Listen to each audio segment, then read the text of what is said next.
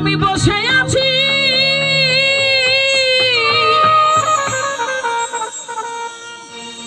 জামালের জন্য আমার কর্মে দিয়ে অবসান।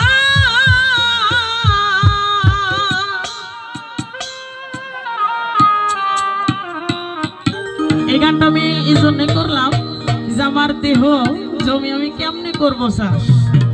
এখানে মহৎ বলছে আমি সকল ছেড়ে দিয়েছি, তাই বলছে আমি সকল ছেড়ে বসে আছি কর্মে নিয়ে অবসান। কোন কর্ম? এই যে আসা যাওয়ার যে কর্ম, এই যে নাগল ঠেলা ঠেলির যে কর্মের কথা বললেন, এই নাগল ঠেলা ঠেলের কাজটাকে বন্ধ কইরা অবসর হয়ে বসে আছে। তাই বলছে আমি সকল ছেড়ে বসে আছি কর্মে নিয়ে অবসান।